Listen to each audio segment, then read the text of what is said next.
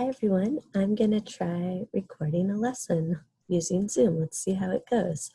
This lesson I'm going to work on is 8.1, Solutions, What Defines a Solution? So I'm going to skip right to the lesson part of the agenda here, if I can. Yay. Okay. So why do we care about solutions? Well, the first reason is because the world is 70% covered in water. So that means a lot of the earth is in solution. Similarly, the human body is also 70% made of water. So a lot of our body is in solution too. So we care about solutions. These are just two examples, but there's so many more. Coral reefs, those are all built using aqueous chemistry. All solutions, they're affected by changing pH of that solution, of course, and that solution is the ocean. Another important solution is human blood. Maintaining its pH and concentration are important for keeping us alive. And we'll study pH more in Unit 9, acids and bases.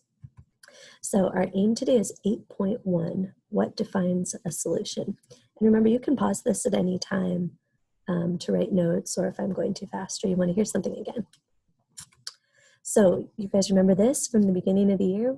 Our very first topic, we said chemistry is the study of matter and change. So what is matter? Well, matter is pretty much everything. Anything that's has mass and volume, so all the stuff. And you can divide it into two categories. You can say matter is either a pure substance or it's a mixture of pure substances. And remember, we said a pure substance is something that's either one element, like a bunch of gold, or it's one compound, like a bunch of water, H2O. It's in that fixed ratio. And you can chemically separate a compound into elements. So that's the difference between those two. You could turn water into H2 and O, for instance, two different elements. Whereas a mixture, we said there's two types of mixtures, homogeneous and heterogeneous. So when we're talking about solutions, we're talking about a mixture, and specifically a homogeneous mixture. So that's the definition of a mixture. It's a homogeneous mixture that's all in one state. So that means it's all solid, all liquid, or all gas. So here we have two pictures, the soda can that is sealed and the soda can that has been opened and the gases have been allowed to escape. So which one is a solution? Well, it's actually going to be this one, because after the gases have escaped, now it's just liquid, just one phase, so that's a solution. This is technically more than one thing. It's a solution and it also has gas in it, so two different phases of matter. So if you've got a solution, you remember we talked about separating mixtures in the beginning of the year, do you think you could filter it to break it apart into its components? We'll get to that in a moment. So first, some terminology. Solute is the thing that's being dissolved. Solvent is the thing that is doing the dissolving, or in other words, what's dissolving the solute. So in saltwater solution, the salt is the solute and the water is the solvent. So in the ocean, salt is the solute and the water is the solvent. And most of the time in chemistry, if you don't specify what the solvent is, it's usually water because we have so much of it and it's everywhere. So what does a solution look like? So they can be solid, liquid, or gas. In the question of the day, which we skipped, I had a picture of this solid metal alloy, and it's actually a solution. It's two different metals, but they're so homogeneously well mixed that it's actually a solution. The solute is always going to be dissolved down to the molecular or ionic level. So truly, truly dissolved. You cannot see chunks in a solution because we can't see as small as atoms or molecules. So this picture is a solution of ammonia in water. And you can't tell, it just looks like water. Can't tell by looking at it, I should say, because it's so well dissolved. So we're going to talk about two different kinds of liquid solutions. Molecular is, if you can believe it, when the solution contains a molecule. So this is the ammonia in water before it was allowed to dissolve. The ammonia molecules were added, then they did some dissolving. Now, fully dissolved. You cannot see those molecules. The water is completely surrounded, every molecule of ammonia. I said we couldn't tell if it was a solution, but there are some ways we can tell using chemistry. One of those ways is looking at, does it conduct or not? If you've got a molecule, it's not going to conduct electricity when you break it down. It dissolves into those little molecules. But, so you can see where I'm headed with this. What about if you have an ionic solution? So remember, molecular solutions have what kind of bonds? That's right, covalent. Ionic solutions have ionic bonds. So this is when you put something like salt in water.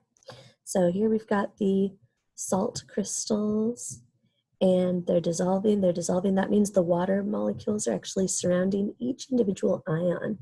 See how they're doing that? Surrounding it completely.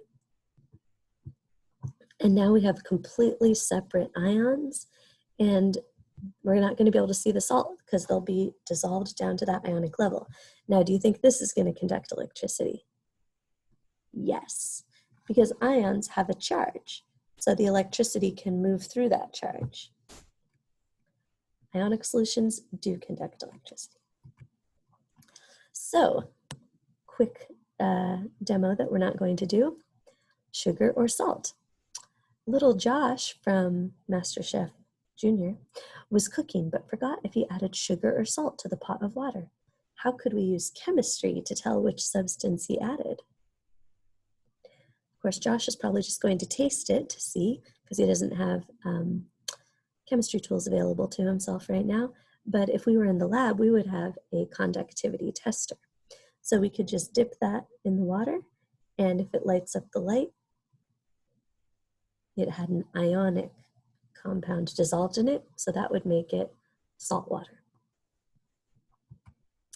All right, so here's some rules for how can you tell if it's really a solution by looking at it, since sometimes it just looks like water or the solvent. Well, they're always going to be clear. That means they do not disperse light, but they can have color. So both of these are potentially solutions. Nothing settles out on standing. That means if you shake up the solution a bunch, shake it up, and then you let it sit there, you don't see anything kind of float to the bottom or float out of the top. Nothing settles out on standing. It's just going to stay how it looks. It's just going to be static. And it cannot be filtered. If you pour it through a filter and something comes out, it wasn't truly a solution. It wasn't mixed down to that ionic or molecular level. It was maybe a more heterogeneous solution. So these are ways you can tell if it's truly a liquid solution. Now, how can you tell it's not just this pure solvent? Well, you'd have to know that there's more than one thing in there. It still has to have more than one thing. Water, pure water, is not a solution. It's a pure substance. So why do you think they don't disperse light? Like if you shine a flashlight at a solution, it should just go straight through. You should see the light on the other side. Well, that's because it's dissolved down to such a teeny tiny level, atoms are not big enough to scatter light. So the light can just pass through a solution, a liquid solution. Obviously can't pass through steel.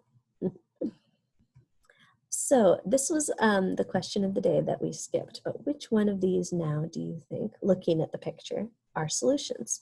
So this one I already showed you, an alloy of two different metals combined. That is a solution, solid solution. This one we can see it's clear. It has a color, but the light can still get through. It doesn't look like anything's falling out the bottom or rising to the top, so that is a solution. And this is a test tube of air. So yeah, it's a gaseous solution, very well mixed down to the molecular level. Awesome. This is, so yeah, we can't really do that part, but we'll hopefully do that in person sometime. Thank you guys so much for joining me. I hope you have a wonderful rest of your day, and let me know if you have any questions.